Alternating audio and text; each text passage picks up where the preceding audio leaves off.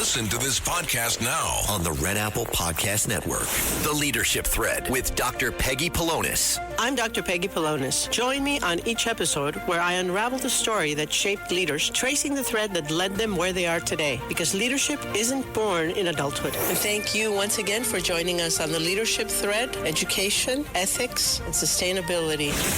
Download all of Red Apple Media's podcasts right now through your favorite podcast platform. Listen, all you New Yorkers. Excuse me, taxi. Okay, we're looking around. This is the 77 WABC minicast. Lauren in New Jersey. You're on the other side of midnight with Lionel. Hey, I tuned in late, so I don't know if this has been brought up already, but because of the location of where she lives and the fact that, like, it's just also bizarre, like you're saying, like the information we're getting or not getting, like, could it be an alien abduction, and that's why they don't want to, that there's nothing there to tell us? Lauren? And she got, yeah? I want to thank you for this.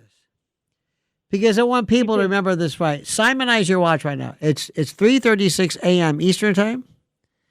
And people are going to say, did you hear that lady call up Lauren at 3:36 who said it was an alien abduction? We needed you. I didn't say it is. No. I'm just, postulating I the like that. possibility. Or you could have, this is kind of a mini eschatological. Maybe she was called back by the Lord. I mean, what? It's like, well, it makes as much sense as this. Alien abduction? Well, let me speak on behalf of the aliens, okay? First. Okay. I don't think Betty and Barney Hill's number one, they don't leave blood. They're very good at this. Immobilizing you, you're gone. You're in the ship, they're gone. You're done. They hover over, you get sucked up into it like a Hoover, and you're gone. That's number one. Number two, the aliens don't normally send ransom notes to Harvey Levin at TMZ. Well, that could have been somebody else just doing that. Now, you know what's interesting? What's interesting? Now, yeah. Lauren, you might have said something at 3:37 p.m. or a.m. Now, this is where you redeem yourself. People say, remember that dingbat Lauren who called it? Yeah. But then she said something. What if I sit around and I say, if I sit around with my man Tony and Cuts Blaze over here, and I say, listen, I got an idea. Yeah. Get a hold, Harvey Levin's email. Yeah. Send him an email and say that they should send us $1 million and we'll release her. And then they say, wait a minute, but we're not the kidnappers. Precisely. Who says what are you going to do? What? You're going to sue us? So somebody said, okay, we sent the money. To who? Let's say they catch the kidnappers. We sent the money. What money? The Bitcoin. Look at us. Do we look like we know about Bitcoin? Listen, what Bitcoin you're talking about? Somebody, can imagine some con man coming in, directing the money towards him, or all of a sudden 30 people show up. No, I'm Spartacus. No, I'm the kidnapper. Yeah. Okay, so what do you think has gone on here? Like I said, I tuned in late, so. If I had to guess, I think it's a legitimate abduction.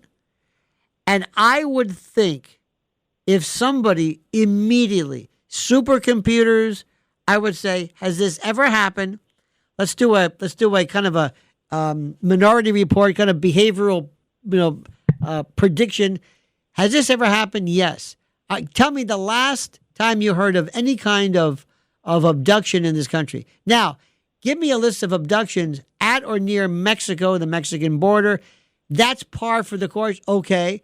Has anybody ever done this Bitcoin thing? Yes. Okay, good. Let's talk about just, if I had to guess, it would be somebody who is of Mexican, nothing against Mexicans, but who was from that crime syndicate, who knows about that. Somebody who probably put together the fact that, hey, this is the mother of somebody who's maybe famous. It's worth a shot. Right. And that she is there's no way that she can be, I hope I'm wrong, but there's no way that she can be alive. Why would they keep her? Where is she? So there's a chance of being caught, making noise. The whole world is now watching. So no matter what you do, if you pull up at a Motel 6 in, Wilmington, and you've got this old woman, I mean, you're the chance of being caught and detection is the main thing. So I think it sounds like something that was botched. Yes. They never thought this thing through. Harvey Levin? And if it turns out, if it turns out that the family says, they told you specifically not to mention this, but you did, you got her killed. Well, that's not good. Let me give you a question. Years ago, this happened. There was these kidnappers they were holed up in a house. I forget where it was. So the kidnappers said, I want you to send in a cameraman because I want to tell people our plight. They said, okay. Well, guess who the cameraman was? It was an FBI agent. And the camera was fake. But there was a gun inside the camera because they didn't check inside the camera. They checked the cameraman. It's kind of like Dog Day Afternoon where the FBI agent pulls it. So he grabs a gun and basically either shoots him or disarms him or what have you. The issue became, this is great. The issue became the journalist said, we don't like the fact that you would use or you would pretend to be a journalist. Nobody's going to believe us anymore. This is what they actually said. I said, nobody believes you now. But anyway, but it's a good question. Can you use police and journalists? I said, yes, you can. Like you can use a fake ambulance driver. You can use a fake, yes, right. You can. And you think somebody would call up, not Kash Patel, mind you, because he's still trying to figure out which raid jacket he wants to wear. But do you think somebody would say, okay, hang on a minute. Call your buddies in Mexico. Hello, Pedro. Yeah, listen. I want to run something by you. You hear about the kidnapping? Yeah. Does this sound like anybody to you? You know it does. We have a crazy, Do you know anybody in your group who works near Tucson? Yep. Does this sound familiar? Yep. By the way, can you find out the name? Oh, we'll find out the name. Because it would help you out. We'll make a deal with you. We got something coming up and, we can kind of look the other way for a couple of shipments, but just how, because because law enforcement always works with the underworld. Always. Right. So if somebody says, you know who that is?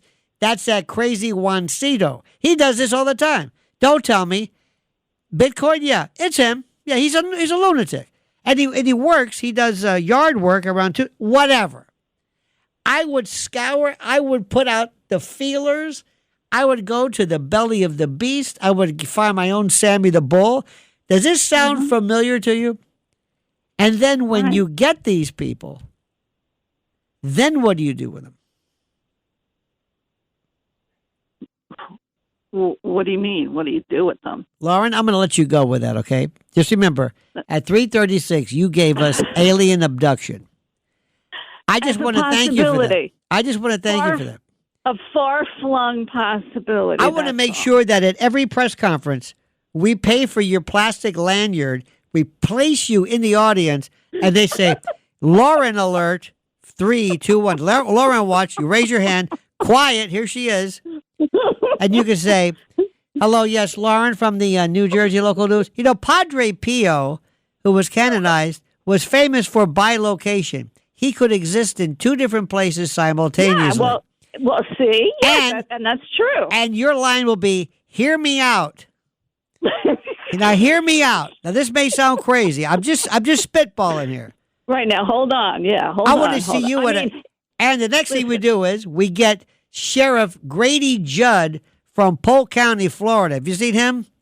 He comes out here and he has, now this genius, he has the pictures of these people, and then we get the guy from the Wheel of Fortune, the felon Wheel of Fugitives. Wheel of Fugitives, and we make then we mock them mercilessly. And then we say, I got a better one. Forget the 2,500. Here's $1 million bucks. Anybody who turns these bastards in, $1 million. Make it work. Then we'll see what happens. Counter offer, $2,500. Isn't that something? Well, the whole thing is just so bizarre. I mean, it's very especially sad, with you. Well, especially with you. I'm telling you, people are going to say, if we actually had like in the old days, we would say flag that, send that to the promotions, but this was the greatest thing in the world. Okay, thanks for the compliment. Alien abduction. This is fantastic. I appreciate it. Art Bell would say, what? Anyway, Laura, thank you so much for that. If you're thinking about changing schools, why wait? At Manhattan University, love those guys. You don't have to start over. With transfer-friendly pathways, your credits count, and you keep moving forward. From day one, you're part of Jasper Nation, preparing for the real world. And with New York City just a train away, opportunity is everywhere. Ready to move forward without missing a step? Visit manhattan.edu/transfer and enroll today. Manhattan University. Don't start over, move forward.